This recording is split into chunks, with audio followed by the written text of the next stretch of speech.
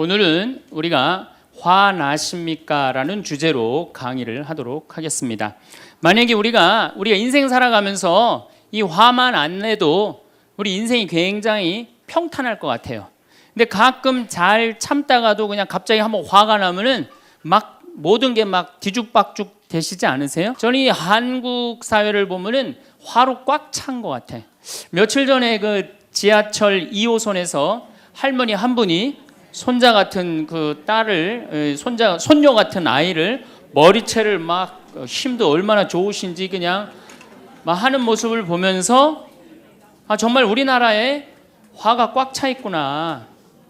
우리 인생을 살아가면서 분노를 억제하지 못하고 돌이킬 수 없는 잘못을 저지를 때가 참 많아요. 홧김에 어떨 때는 부모도 죽여요. 홧김에 남편도 죽이고 홧김에 아내도 죽이고. 그래서 이 화를 잘 다스린다는 게 굉장히 중요한 것 같아요. 그럼 여러분 언제 화가 나요? 화가 나는 건 언제 화가 나냐면 무시당할 때. 남편이 시댁 식구들 앞에서 아니면 성당 모임에서 우리 마누라는 할 줄 아는 게 아무것도 없다. 얼굴이 잘생겼나, 음식을 잘하나, 성격이 좋으나 마음에 드는 게 하나 없다고 정말로 남편이 구박하면은 정말로 속에서 부글부글 끓죠. 예, 내가 누구한테, 남편뿐만 아니라 다른 사람한테 내가 무시당할 때 우리는 화가 나요. 여기서 분노가 끌어올리죠. 또 남편들은 또 언제 화가 나요? 이 세상에서 아내한테 구박받을처럼 화날 때가 없는 거예요. 당신 월급이 얼마냐? 우리 뭐 먹고 사냐? 누구 남편은 마누라 밍크코트 해줬대더라. 막 이러면은 남편도 막 홧김에 눈이 확 돌아가는 거죠. 여러분들도 남편, 아내 말고 또 누구한테 화날 때, 누구한테 무시당할 때 화가 나느냐면은 자식한테 무시당할 때 화나는 거예요. 더욱이 기가 막힌 거는 5살, 6살짜리한테 무시당하면요 막 끌어올라요. 여러분들 5살, 6살짜리가 막 엄마 말 안 듣고 살살 거짓말 시키면은 화나요, 안 나요? 뻔히 이놈이 거짓말하는 거 아는데도 살살 거짓말 시키면은 엄마는 막 화가 나요. 그래갖고 엄마가 막 자백하라고 그러죠. 너 이게 거짓말 아니냐고. 그럼 애는 끝까지 감춰요. 그럼 엄마는 그거 감추는 게 화가 나갖고 애를 막 두들겨 패죠. 근데 사실은 여러분들 그 아이들한테 화나는 거는 애가 문제가 있어서 여러분들 마음 안에 화가 꽉 차 있어서 그래요. 아니 그 5살, 6살짜리가 거짓말하면 얼마나 하겠어요. 그리고 자기가 잘못하면은 거짓말하는 건 인간의 본능이에요. 여러분들 국회의원들 청문회 볼 때 보면 거짓말 해야 안 해요? 장관 후보자들 청문회 할 때 보면 거짓말 해야 안 해요? 아니 그렇게 대단한 자리에 올라간 사람도 거짓말 하는데 5살, 6살짜리가 거짓말 한다고 그게 화가 나갖고 두들겨 패고 그러면 안 되죠. 그리고 뻔히 얘가 거짓말하는 거 알면서도 확인한다고 계속 자백해라, 진실을 말해라. 내가 보니까 거짓말하는 애가 나쁜 게 아니라 그렇게 몰아채는 엄마가 훨씬 나쁜 거예요. 그래갖고 마음 안에 뭐가 있느냐면은 너 한 번만 걸리기만 해봐라. 내가 가만히 두나 봐라. 그래갖고 한 번 걸리면은 한 번만 걸리기만 해봐라라고 95%의 엄마가 별론데요, 자식들한테. 그리고 걸리면은 두들겨 패는 엄마가 한 50%가 두들겨 팬대요. 어렸을 때 자식들한테. 이게 문제죠. 또 누구 때문에 화가 나요, 여러분들? 죽지도 않는 시어머니 때문에 열받잖아요. 그냥 막 90, 100살이 됐는데도 그냥 안 죽고 그냥 건강하고 배고프다고 그러고 밥 내놓으라고 그러고. 또 우리 또 할머니들은 누구 때문에 화나요? 내 마음 몰라주는 며느리 때문에. 그러니까 사실은 화는 어디서 가장 많이 나느냐면 가정 안에서 가장 많이 나는 것 같아요. 다른 데보다는 가정 안에서 자식 때문에, 남편 때문에, 부모 때문에, 아니면 며느리 때문에 화가 나는 거죠. 화는 날 때 보면 작은 일로 시작해서 크게 터집니다. 되게 아무것도 아닌 일로 화를 내기 시작해서 나중에 크게 터져. 그 화나는 걸 보면은 다이너마이트 이렇게 타들어가는 거 보시죠? 도화선 싹 타들어가다가 마지막에 터질 때는 어때요? 산도 무너뜨리고 막 불도 막 만들어내고 그러잖아요. 그러니까 우리가 화가 날 때는 그 다이너마이트 도화선에서 살살살살 탈 때 그때 꺼야 돼. 그게 끝에 가갖고 이게 터질 때까지 나를 복구 기다리고 있으면 나중에 큰일 납니다. 여러분들 처음에 집에서 불이 났을 때 조그만 불이 났을 때 빨리 끄면은 그 다음에는 번지지도 않죠. 근데 그 끄지 않고 그냥 막 계속 놔두면은 나중에 불이 커지면 그땐 끄고 싶어도 꺼요, 못 꺼요? 못 끄는 거예요. 그러니까 화라는 거는 잘 빨리 다스리는 훈련이 필요한 거예요. 내가 김치찌개 저녁에 요즘 배춧값이 너무 뛰었다고 그래서 딴 데 이 배춧값 신경 쓰느냐고 김치찌개를 좀 짜게 끓였어. 남편이 딱 한 숟갈 먹어보니 이놈의 마누라 맨날 끓이는 김치찌개 하나 제대로 못 끓이느냐고. 그럼 부인이 여보 미안해 요즘 배추 한 폭에 15,000원이래. 그래서 내가 그 어떻게 올 겨울에 김장을 할까 그걸 고민하다가 간 보는 걸 깜빡했어. 그러니까 오늘은 다른 반찬하고 먹으면 다른 날은 내가 맛있게 해줄게. 이렇게 말하는 마누라는 한 명도 없어요. 당신이나 외식 시켜줘 봤어? 아니 김치찌개가 짠 날도 있고 맛있는 날도 있죠. 어떻게 맨날 당신 입에 딱딱 맞춰서 끓여주느냐고. 그럼 남편이 외식도 못 시켜주고 그래서 좀 미안해갖고 다른 반찬하고 먹으면 다행인데 남편 절대 안 지죠. 너는 맨날 집에서 텔레비전만 보고 해는 일이 뭐 있느냐고. 집안 청소를 제대로 하느냐 반찬을 맛있게 하느냐. 그러면은 부인이 당신이 나 옷 하나 제대로 안 사주고 그래서 나 텔레비전에서 그거 내 아이 쇼핑 하는 거다. 그럼 또 남편이 넌 시집 올 때 해 갖고 온 게 뭐가 있는데. 이러면은 점점 김치찌개로 시작해서 부부 능력 시집 올 때까지, 그리고 이제 나중에는 이렇게 사느니 너 죽고 나 죽자. 그래갖고 여러분들 뉴스 보도를 보면요, 자세히 보면요, 이런 뉴스가 굉장히 많이 나요. 아파트 15층에 느닷없이 14층에서 불이 나요. 그래갖고 소방관들이 와서 불을 끄고 주위 사람들 증언을 들어보면은 밤새 고함 소리가 오고 가고 난 뒤 불길이 치솟았다. 그러니까 이 홧김에 이렇게 사느니 너 죽고 나 죽자. 그래서 이불 방 한가운데다 갖다 놓고 석유 뿌리고 그리고 불 지르는 게 방화의 14%래요. 홧김에 지르는 불이 14%래요. 그 다음에 이 화라는 단어를 보면 불화자야. 여러분들 화가 나면 막 불이 나는 거야 속에서. 이거를 다스리지 못하고 이거를 끄지 못하면은 우리가 점점 크게. 근데 화는 내면 낼수록 문제가 해결될까요? 문제가 꼬일까요? 화는 내면 낼수록 문제가 꼬여요. 제가 20년 전에 제가 알던 분 시동생이야. 근데 이 양반이 굉장히 다혈질이었어요. 성탄절 전날 불법 유턴을 하다가 걸렸어요. 걸려갖고 정경이 딱 잡아갖고 불법 유턴했습니다. 벌점 15점에 벌금 7만 원입니다. 나는 안 했다. 내가 분명히 봤습니다. 이놈의 새끼 안 했다는데 왜 자꾸 그러느냐? 너 경찰서장이 누구냐? 누굽니다. 그래 마침 친구였나 봐요. 내 친구인데 너 가만히 안 놔두겠다고 귀싸대기를 때렸어요. 정경 귀싸대기를. 했더니 정경이 가만히 있어요. 공무집행방해로 철창에 집어넣어 버렸어요. 그래서 거기서 길길이 뛰다가 그 자리에서 뇌출혈로 죽었어요. 불법 유턴한 거 하나 때문에. 근데 우리는 그런 일들 참 많아. 옛날에도 이 공중전화 오래 한다고 그런 사건도 있었죠.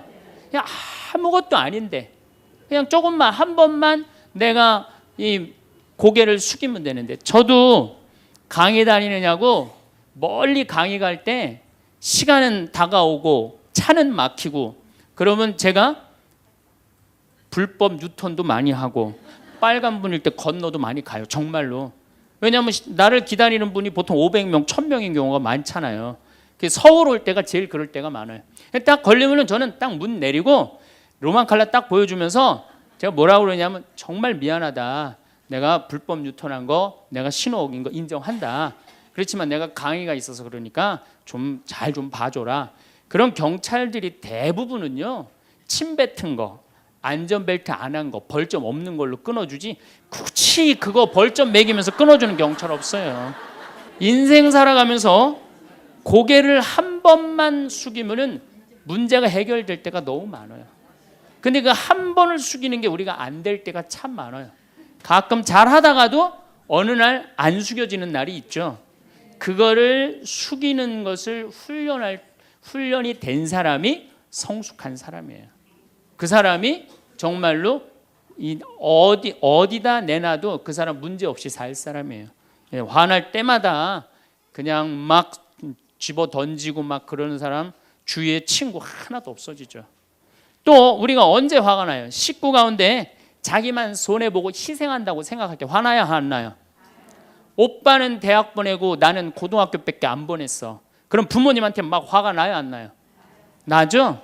성당에서도 화날 때가 언제예요? 나는 성모에서 맨날 부엌에서 그냥 겉절이 김치 담그고 그냥 맨날 하는데 그냥 반찬 다 만들어 갖고 내놓으면은 생전 성당에도 안 보이던 여자가 그냥 싹 여우같이 차려입고 와갖고 그거 딱 차려놓은 거 딱 들고 신부님 앞에 딱 가서 거기서 그냥 헤거리고 그거 주워 먹은 거 보면은 이 식당에서 나는 그냥 완전히 그냥 식순이로 그냥 하다가 그냥 그거 보면 화 나요, 안 나요?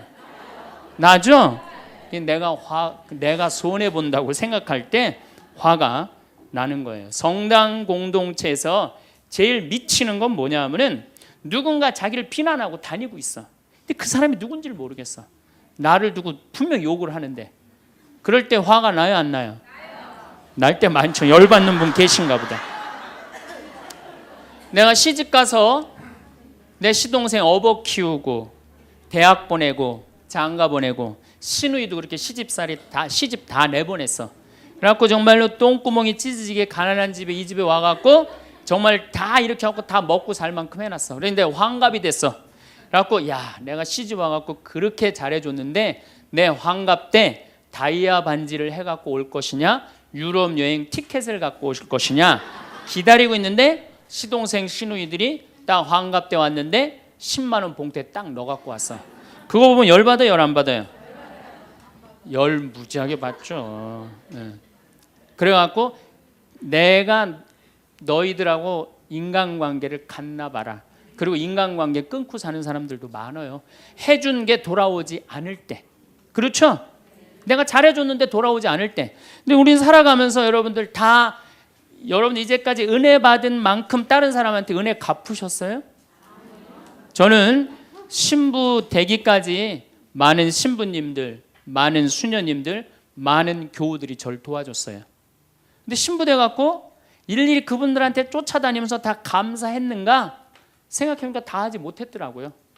나도 다 감사하지 못했는데 내가 그 감사를 받지 못한다고 화낼 필요는 없지 않는가, 그런 생각이 들어요.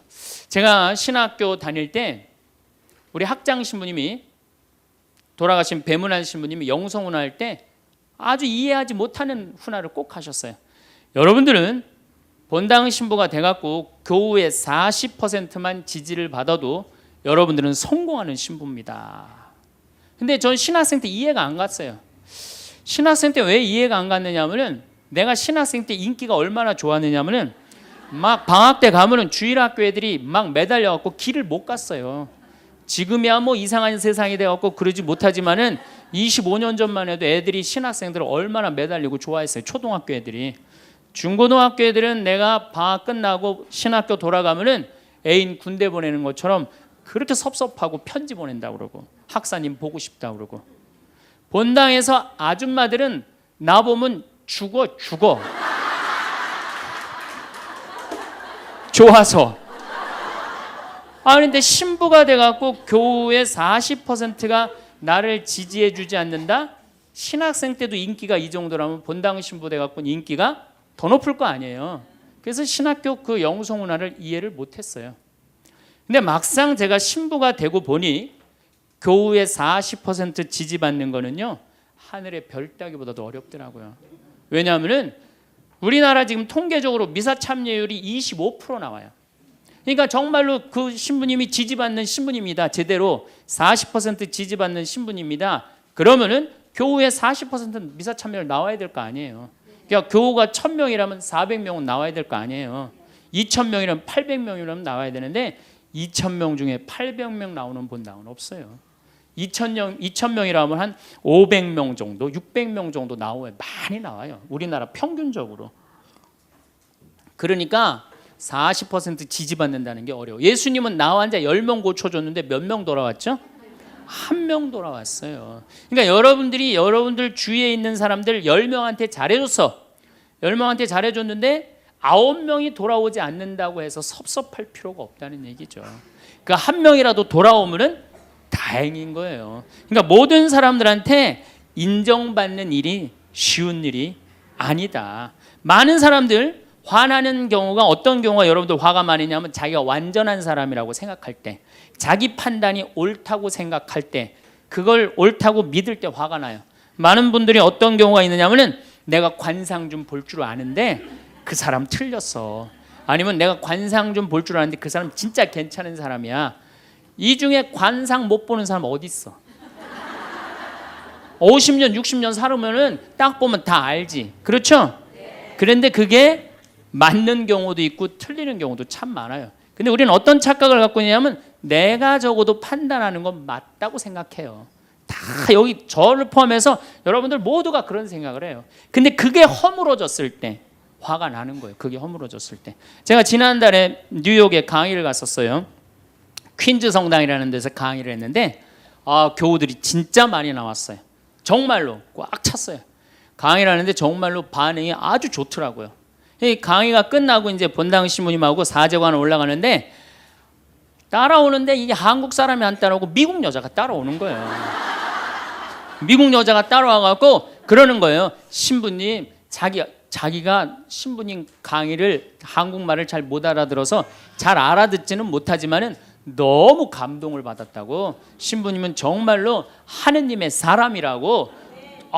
나는 듣다 내 강의를 정말로 감동받다 못한 미국 여자까지 내 강의를 감동을 받는구나.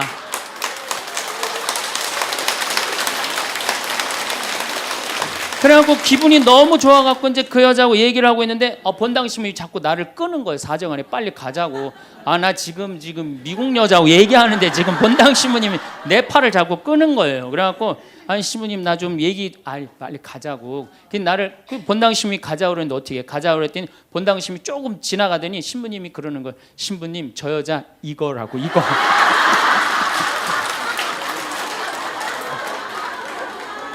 한국에서 강의만 오면은 강의 오는 신부님한테 쫓아다니면서 저런다고. 난 내가 강의 잘해갖고 그런 줄 알았더니 쫓아와갖고 그냥. 내가 성당 봉사한다고 해서 모두가 나를 알아봐 줄 거라고 착각해서는 안 됩니다. 성당에서 열심히 봉사하는 우리 형제 자매님들 가운데 요셉 형제 없으면 우리 성당 쓰러져. 마리아 자매님 없으면 우리 성모에 없어져. 우리 데레사 자매 없으면 성가대 없어져. 그 말 믿지 마세요. 없어져도 성당 잘 돌아가요. 성가대에서 데레사 자매 빠져도 오히려 더 잘 돼. 그러니까 내가 그렇게 대단한 인정을 받는다고, 내가 그런 자리에 차지한다고 생각하는 그때부터 내가 불행해지기 시작하는 거예요. 제가 늘 가끔 드리는 말씀이지만은 제가 작년 5월 달에 서울 오금동 성당에 강의 갔어요. 강의를 갔는데 그때도 막 많이 모였어요. 여러분들만큼. 그때는 베드로 얘기를 했어요. 베드로가 여러분들 굉장한 분이에요. 만약에 예수님한테 베드로가 없었다면 예수님이 없을 정도로 베드로는 예수님한테 절대적인 존재였어요. 막 그런 얘기를 막 하고 막 그러는데 교우들이 반응이 대단히 좋았어요. 그래서 이제 강의 1강의가 끝나고 쉬는 시간이 됐는데 22년생 할머니야. 머리가 하얀 할머니가 자기가 돌아가신 추기경 형님하고 동갑이라는 거예요. 근데 추기경 형님이 항상 자기하고 친한데 동창이라고 그랬다는 거예요. 추기경 형님, 김수환 추기경 형님이. 근데 자기는 그때 할머니가 88살 정도 됐던 걸로 기억이 나요. 88년 동안 살면서 이렇게 훌륭한 신부님 강의 처음 들었다는 거예요. 이야, 내가 정말로 인기가 많은가 보다. 그래갖고 할머니가 신부님 손을 한 번만 잡으면 죽어도 여한이 없다는 거예요. 이제 이 나이에. 그래서 할머니 감사합니다. 그리고 할머니 손을 잡았는데 이 할머니 하시는 말씀이 난 오늘 우리 차동엽 신부님 손을 잡아서 죽어도 여한이 없다는 거예요. 차동엽 신부님 손을 잡아서.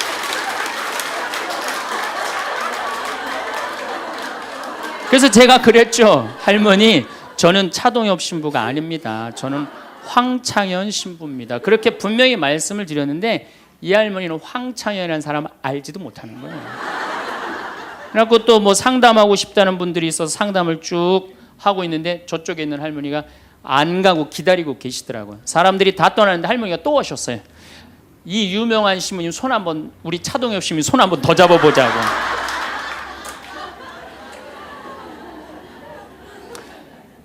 모든 사람들이 나를 인정해 주지 않는다 하더라도, 모든 사람들이 나를 알아주지 않는다 하더라도 실망하실 필요 없어요. 그리고 우리가 인생 살아가면서 모든 사람이 나를 인정해 주는 일은 없어요. 그러니까 여러분들 가운데 모든 사람이 나를 좋아해. 이분은 사실은 나중에 불행의 씨를 갖고 있는 분이에요. 화의 씨를 갖고 있는 분이에요. 10명 중에 몇 명만 나를 좋아해도 성공해? 4명만 좋아해도 성공한 거예요. 아니 10명 중에 1명만 나를 믿어줘도 여러분들은 실패한 인생이 아니에요. 9명은 나를 인정하지 않을 수도 있어요. 근데 가끔 나는 우리나라 연예인들을 보면 안타까워요. 연예인들 막 인기가 좋잖아요. 인기가 좋은데 막 따라다니잖아요. 막 따라다니는데 그 연예인들 따라다니는 사람들을 보면은 많이 따라다녀 500명, 1000명이야. 그러면은 국민의 5천만 명의 국민 중에 1000명 따라다니는데 그 1000명 속에서 자기가 인기가 완전히 있는 줄 아는 거예요. 완전히 그 1000명 속에서 파묻혀 갖고 4999만 9천 명은 그 사람이 누군지도 모를 수 있어요. 그렇지 않아요? 여러분들 요즘 연예인들 막 때로 나와갖고 뛰어다니고 막 춤추는 거 보면 구분돼요, 안 돼요? 난 아무리 알아보려고 그래도 나도 이제 늙어가기 시작하니까 이게 누가 누군지 모르겠더라고요. 나하고 그 사람들하고 아무 상관없어. 그러나 연예인들은 그런 생각을 안 해요. 자기가 모든 사람들한테 인기가 있다고 착각을 해요. 그런데 갑자기 댓글에 그게 노래냐, 그게 춤이냐, 그게 연기냐 이런 악성 댓글이 올라오면 그때부터 미치는 거예요. 그래갖고 그 악성 댓글을 올려봤자 내가 보기에는 정신 나간 사람이 올리거나 아니면은 자기 마음에 안 드는 사람 올리는데 많이 올려야 50명, 100명도 안 올릴 거예요. 자기를 좋아하는 연예인들은 저 일반 대중들은 보통 한 5,000명, 10,000명 되면은 그런 악성 댓글을 올리는 사람은 10명, 20명도 안 될 거예요. 근데 그거에 스트레스를 받아갖고 목매갖고 자살하는 연예인들이 참 많아요. 그럴 필요 없다는 거예요. 최진실 씨가 세상 떠난 지 벌써 이제 2년 됩니다. 참 안타까운 연예인이에요. 나는 최진실 씨하고 나이하고 비슷한 연배. 우리 어렸을 땐 인기 최고였어요. 정말로. 정말 앞으로도 더 연애 활동을 했으면 우리한테 큰 기쁨을 줬을 거야. 근데 최진실 씨를 좋아하는 사람은 국민이 나를 포함해서 한 3천만 명은 될 거예요. 근데 최진실 씨가 세상 떠날 때 악성 댓글을 한 사람 4사람밖에 안 돼요. 너무너무 안타깝죠. 그러니까 우리가 살아가면서 여러분들도 여러분들한테 막 나쁜 소리를 하는 사람은 한둘이야.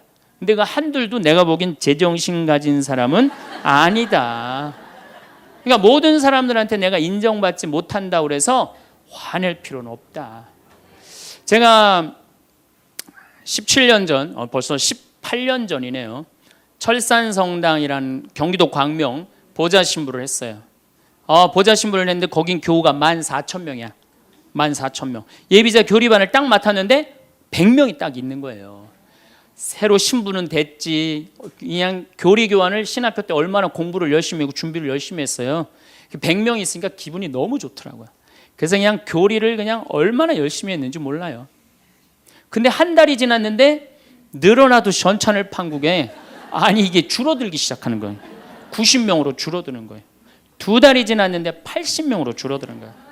3달이 지났는데 진짜 딱 반토막이 나더라고. 50명으로. 그랬더니 봉사자들이 맥주하고 안주를 사갖고 와서 나를 위로해 주는 거예요. 신부님 실망하지 말아라. 원래 교리반이 이렇게 어중이 떠중이 다 떠나고 이렇게 오리지널만 3개월 지나면 딱 남는다. 그리고 실망하지 말으셔야 되는 이유가 수녀님 반은 더 떨어졌다. 그러니까 실망하지 말아라. 그때 제가 뭐라고 그랬냐면 여러분들은 요한복음 6장도 읽어보지 않았느냐. 요한복음의 6장에 무슨 얘기가 나오는 예수님이 5,000명 먹인 기적 얘기가 나와요. 근데 요한복음 4장에 보면 예수님이 죽어가는 고간의 아들을 살려요. 그냥 예수님 활동하자마자 첫 기적은 요한복음에서 첫 기적은 가나에 술 많게 하는 기적이고 두 번째 기적이 뭐냐면은 죽어가는 고간의 아들을 살리는 거예요. 그럼 죽어가는 고간의 아들을 여러분들 본당 신부가 새로 발령받아 와서 내 아들이 암으로 막 죽어가. 근데 신부님이 가정 방문 와갖고 내가 안수기도 한번 해볼게. 그래갖고 안수기도를 해줬는데 암으로 막 죽어가려고 그러는 아들이 살아났어. 그럼 그 신부님 인기가 본당에서 어떨 것 같아요? 성당 안 나오던 교우들도 그 신부님 구경하러 다 나올 거 미사 참여에. 예수님 엄청나게 따라다녔어요. 그런데 요한복음 5장에 보면 예수님이 38년 동안 벳자다 연못에서 누워있던 사람을 지나가다가 측은한 마음이 들어서 일으켜 세워요. 근데 신부님, 우리 시어머니는 중풍으로 38년 동안 누워 있었다고. 그럼 내가 또 한번 안수기도 해볼게. 가서 안수기도 했는데 시어머니가 38년 만에 일어났어. 그럼 본당 신부님 인기는 하늘을 찌르는 게 아니라 하늘을 뚫고 올라갈 거예요. 그 정도로 예수님 인기가 그렇게 좋았어요. 그래갖고 이 사람들이 예루살렘에서 예수님이 그런 기적을 하셨는데 예수님을 갈릴레아 호수까지 몇 명이 따라가느냐면 5천 명이 따라갑니다. 자기네들 스스로 제자라고 그러면서 5천 명이 따라가요. 5천 명이 따라가는데 보니까 3일 동안 이 사람이 밥을 못 먹어. 그러니까 예수님이 빵 5개, 물고기 2마리로 5천 명을 먹여요. 그러니까 당시 유대인들이 뭐라고 그러냐면 우리가 드디어 기다리던 왕이 왔다. 왕으로 억지로라도 모시자. 그래요. 그러니까 예수님이 딱 사라졌다가 저녁에 딱 나타나는데 갈릴레아 호수에 나타나는데 성서에 25에서 30 스타디온 정도 배가 떨어져 있었다고 그랬어요. 그럼 완 스타디온은 얼마냐? 한 200m 정도를 완 스타디온, 한 스타디온이라고. 여러분들 스타디온이 어디서 온 말이에요? 스타디움이라는, 스타디움 한 바퀴를 돌고 있습니다 그러잖아요. 그 스타디움이 성서에서 나오는 스타디온에서 나온 얘기예요. 그러니까 한 스타디온은 한 200m 정도 되는 거예요. 그걸 30 스타디온을 걸었다면은 얼마를 걸은 거냐면은 6km를 걸은 거, 무리를 쫙. 미치는 거죠. 사람이 무리를 걸은 거를 보면 미치지 않아요?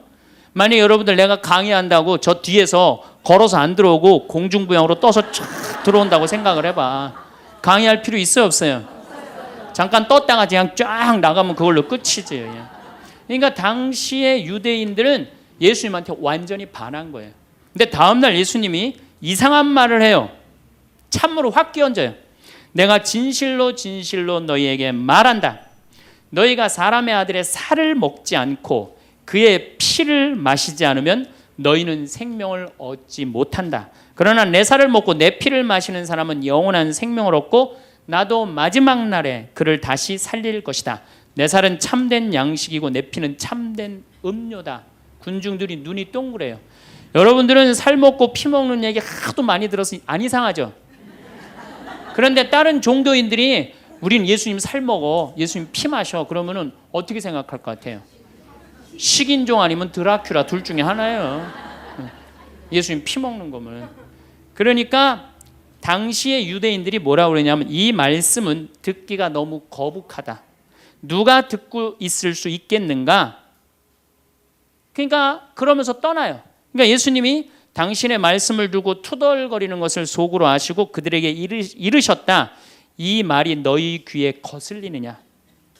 그리고 성서에 이렇게 우리에게 말합니다. 이 일이 일어난 뒤로 제자들 가운데 많은 사람이 되돌아가고 더 이상 예수님과 함께 다니지 않았다. 다 떠나간 거예요. 말을 알아듣기 너무 어렵다고. 그러니까 이제 예수님이 이제 딱 12명 딱 남아있는 거, 어떤 무식한 어부 12이 눈을 동그랗게 뜨고 예수님을 쳐다보는 거예요. 그러니까 예수님이 이때 뭐라고 그러냐면은 너희도 떠나고 싶으냐. 그러니까 이 12마저 떠나면 예수님 완전히 낙동강 오리알 되는 거예요. 이때 대단한 인물이 하나 나옵니다. 누구냐? 베드로예요. 다 떠났음에도 불구하고 의리를 지킨 분이 베드로예요. 당신은 영원한 생명을 주시는 말씀을 가지고 있는데 우리가 어디를 갑니까? 그리고 예수님은 이 12하고만 다니세요. 그리고 요한복음 6장 다음에 7장에는 뭐라고 써 있느냐면은 이들이 예수님을 죽이려 함으로 예수님은 더 이상 공식적으로 돌아다니지 않고 몰래 숨어서 갈릴레아만 다니셨다고 그래요. 그러니까 이 12하고만 그냥 돌아다닌 거 죽이려고 그러니까 피해서.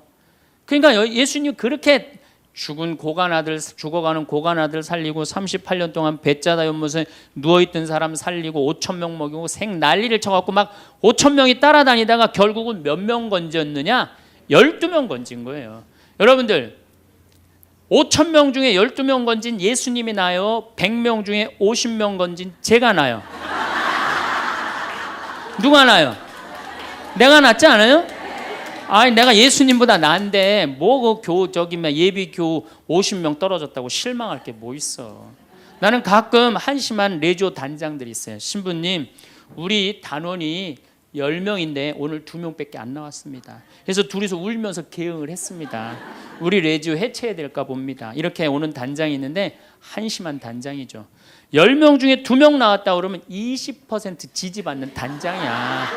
자, 5천 명 중에 12명 남긴 예수님이 나요? 10명 중에 2명 나온 단장이 나요? 누가 나? 단장이 훨씬 나은 거예요.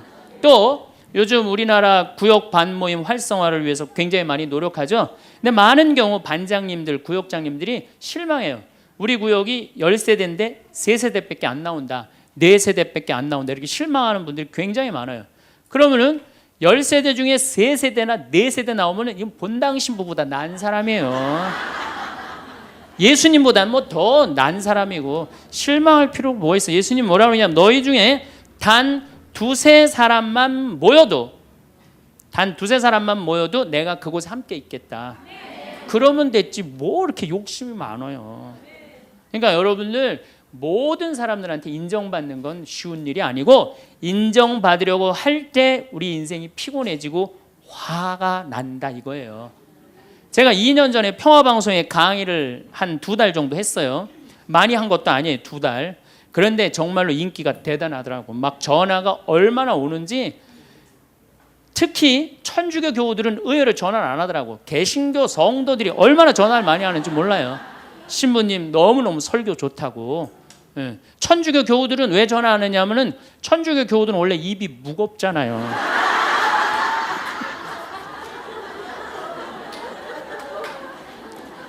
급기야는 목사님이 전화를 하셨어요. 신부님 우리 교회에 와서 설교를 주일 예배에 좀 해달라는 거예요. 그래서 제가 주일 예배에 가서 설교를 했어요. 그때 이번에는 천안에서 스님이 전화를 하셨어요. 우리 절에 와서 설법을 해달라고. 더욱이 나는 그 주지 스님을 아직도 잊지 못하는데 참 좋으세요. 겸손하시고. 상좌에 앉혀서 제가 설법도 주일날 했어요. 뭐 인기가 뭐 천주교, 개신교, 불교 막 올라가는 거예요. 기분이 끝내줬는데 갑자기 전화가 한 통 왔어요. 평촌에서 사는 할머니야. 근데 이 할머니가 전화를 우리 직원한테 황창현 신부를 바꾸라고 전화가 온 거예요. 근데 문제는 황창현 신부님을 바꾸라는 건 좋은 말 하려고 전화한 거예요. 근데 황창현 신부를 바꾸라는 건 따지려고 전화한 거예요. 전화를 딱 받았더니 당신은 정의구현 사제단이냐 딱 그렇게 물어보는 거예요. 그래서 난 정의구현 사제단이 아니다. 그랬더니 정의구현 사제단도 아닌데 왜 운하를 반대하느냐. 우리나라 경제가 살려면 운하를 해야 된다. 젊은 신부가 경제도 모르고 사회도 모르고 정치도 모르는 신부가 방송에 나와서 운하가 안 된다고 1시간 동안 떠들면 되겠느냐. 그리고 당시 수원교구 주보에다가 운하 안 된다고 한 달을 주보에다 써내는데 그 60만 명 70만 명이 있는 주보에다 그런 거를 쓰면 되느냐. 그리고 당신 앞에 행복론 강의도 하나도 재미없었다. 나와서 방송 나와서 강의하지 말아라. 그래서 전화를 탁 끊는 거예요. 제가 기분이 좋았겠어 나빴겠어요? 기분은 나빴지만 그 할머니 때문에 화를 주체하지 못해서 내가 목을 매갖고 자살을 해야 되겠다 이 생각은 안 했어요. 생각이 다 틀린 거예요. 생각이 틀리고 상황이 다 틀린 거예요. 내 강의를 듣는 사람이 10,000명이라면 10,000명 중에 5,000명은 나하고 생각이 같을 수 있어요. 근데 5,000명은 나하고 틀릴 수 있어요.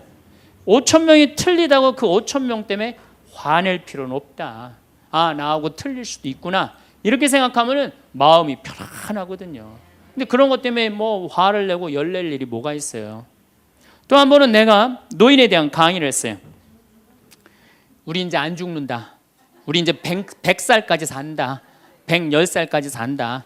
그러니까 자식들한테 재산 물려주지 말고 다 여러분 위해 쓰다가 죽어라. 그리고 통장에 얼마만 남기면 되냐? 500만 원만 남겨라. 500만 원만. 그렇게 마음껏 쓰다가 죽을 때는 돌아다니다 지치면은 그냥 죽을 땐 꼴까닥 죽어라. 네, 이렇게 강의를 했더니 아, 정말로 할머니들이 이번에는 전화를 무지하게 하는 거예요. 너무너무 내 노년을 확실히 알려줘서 고맙다고. 이번엔 순천에 있는 할아버지가 전화를 하셔서 신부님, 저는 70 먹은 노인인데 침례교회를 다닙니다. 근데 신부님 강론을 듣고 가슴이 뻥 뚫렸다는 거예요. 아, 내가 남은 인생 30년이나 남았는데 어떻게 살아야 되는지 너무너무 잘 들었다고. 근데 신부님이 다음 주에 이제 돈 다 쓰다가 꼴가닥 죽는 방법을 알려준다고 그랬는데 그 주간에 당신이 어딜 가갖고 못 들었대, 내 강의를. 그래갖고 꼴가닥 죽는 방법을 알려달라고 전화를 했더라. 야, 정말로 이 순천의 할아버지도 나한테 전화를, 기분이 너무너무 좋더라고요. 근데 하느님은 참 짓궂게도 그 전화 끊자마자 이번에는 저 부산에서 전화가 왔어요. 황창현 신부를 바꾸라고. 전화를 딱 받았더니 당신이 황창현 신부냐고. 내가 황창현 신부라. 당신 요즘 왜 그런 강의를 방송에서 나와서 해서 집안을 평지 풍파를 일으키느냐. 그러니까 내 강의를 듣고 시어머니일 거예요. 시어머니가 내 강의를 듣고 며느리를 불러서 한 소리 한 거지. 나 안 죽는데더라. 너 나 다 나위에서 쓰다가 나 통장에 500만 원만 남길 테니까 나한테 유산 받을 생각 꿈도 꾸지 말아라. 그렇게 이제 얘기를 한 거야. 그러니까 그냥 열받으니까 나한테 전화를 한 거죠. 그런 강의 하지 말라고. 그리고 그 자매는 한마디 더 하더라고요. 당신 강의하는 거 재수 없다고. 저는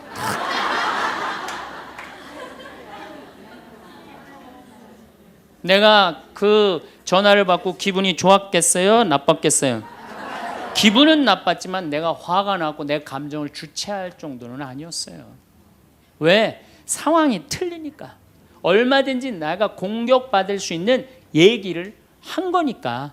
그런 다른 의견이 있을 수 있는 거예요. 그걸 일일이 다 대응하려고 그러면요, 나중에 내가 어떻게 될 것 같아요? 미쳐요. 미쳐요. 여러분들, 요즘 나는 가끔 텔레비전 보면서 총리들도, 대통령도 막 신발 막 던지고 막 결함 막 던지고 그러잖아요. 대통령한테도. 우리가 남이 나한테 평가하는 게 전부는 아닙니다. 자기 소신, 자기 확신, 자기 멋이 있으면은요, 누가 뭐라 그래도 별로 거기에 흔들리지 않아요. 근데 그냥 남들 말에 막 귀 기울이고 그냥 거기에 신경 쓰는 사람은 조금만 뭐가 있어도 화를 내고 자기를 주체하지 못하는 거예요.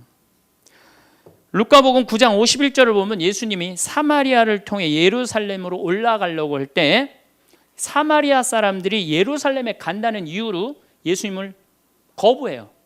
들어가지 못하게, 동네를.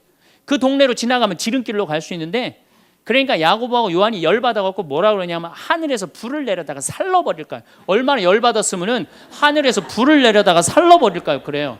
근데 예수님은 이 둘을 꾸짖고 돌아가세요. 아, 예수님도 돌아가는데 우리가 화가 난다고 그냥 열지르는 사람마다 전부 다 정면 돌파할 필요는 뭐가 있어요? 그렇지 않겠어요? 우리도 예수님처럼 돌아갈 상황이 되면 돌아갈 줄 알아야 됩니다. 세상 사람들이 다 나를 몰라준다 해도 화낼 일도 아니에요. 공자님은 뭐라고 그러셨느냐? 진정한 성인은 자기를 몰라줘도 분노하지 않고 유유자적할 줄 아는 사람이 진정한 성인이라고 그랬어요. 내가 누군데 나를 몰라봐. 왕년에 내가 이 거리를 주름 잡던 사람인데 이 성당 지을 때 내가 어떻게 했는데 나에게 이럴 수가 있어. 내가 시집와서 똥구녕이 찢어지게 가난한 이 집 이렇게 일으켜놨는데 나를 무시할 수 있어? 이렇게 자꾸 자기 도취에 사로잡히면은요, 나중에 다른 사람하고 부닥치게 되고 잘난 척하게 되는 그런 꼴이 된다. 그런 꼴이에요. 여러분들, 반대로 모두를 사랑할 수 있어요? 내가 모든 사람들한테 사랑받을 수도 없지만은 반대로 사랑할 수 있느냐? 다 사랑할 수 있어요? 쉽지 않죠? 내가 본당 신부 해보니까 다 사랑하는 사람이 있긴 있더라고요. 누가 다 사랑하느냐면 머리에 꽃 꽂은 여자가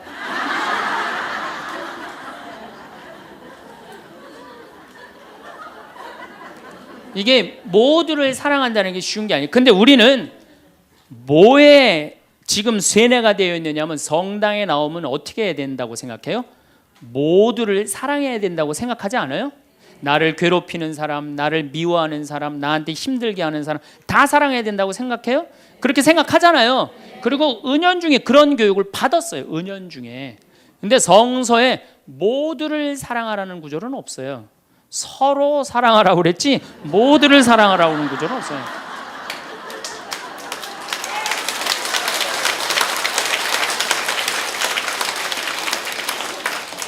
그러면은 이 모두를 이 사랑하는 게 얼마나 어려우느냐 요 얘기만 하고 다음 시간에 얘기하도록 하겠습니다. 사람은요 동그란 사람이 있고 네모난 사람이 있고 세모난 사람이 있고 별난 사람이 있어요. 그렇죠? 근데 꼭 사람 중에 삐죽한 사람이 있어요. 삐죽한 사람. 말 한마디라도 꼭 아프게 하는 사람이 있어요. 그래갖고 내가 그냥 마음 먹고 파마를 싹 했단 말이야. 마음 먹고. 그래갖고 이 동그란 사람이 파마를 딱 했는데 삐죽한 놈이 딱 와서 한마디 합니다. 파마를 왜 그렇게 했어? 얼굴이 떡판 같아 보이잖아. 그럼 이 동그란 사람 피가 뚝뚝 떨어져요? 안 떨어져요? 뚝뚝 떨어지는데 동그란 사람 특징은 뭐냐? 남한테 싫은 소리 하면 안 되는 줄 알고 있는 거예요. 그러니까 동그란 사람이 그렇게 내 가슴에 피가 떨어지면 한마디 해줘야 될 거 아니에요. 내가 떡판이든 뭐든 네가 무슨 상관이냐 이렇게 얘기를 해야 되는데 동그란 사람은 파마를 왜 그렇게 해서 얼굴이 떡판 같잖아. 그러면 동그란 사람이 뭐라고 그러냐면 그러게 해다 보니 그렇게 됐네. 그리고 어디 가서 울기 시작하냐면 성당에 가서 울기 시작하는 거예요. 예수님 저 삐죽한 여자가 나보러 떡판이래요. 근데 예수님 당신이 정말로 십자가에서 참고 인내하고 용서하고 사랑했으니까 나도 참고 용서하고 인내하고 사랑할게요.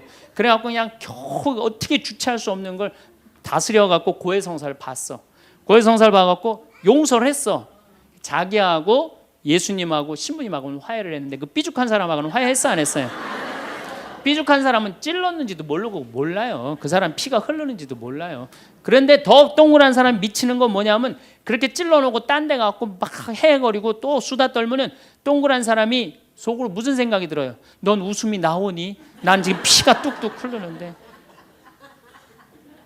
가을이 돼갖고 그냥 또 그냥 마음 먹고 성당을 나왔는데 삐죽한 놈이 동그란 사람한테 한마디 또 합니다. 아니 요즘 남편이 돈 못 벌어? 옷을 왜 이렇게 후줄그리하게 입고 다녀? 그러면 또 피가 뚝뚝 떨어지는 거야. 이 동그란 사람 여러분들 삐죽한 사람 만나야 돼? 만나지 말아야 돼? 만나면 안 돼요.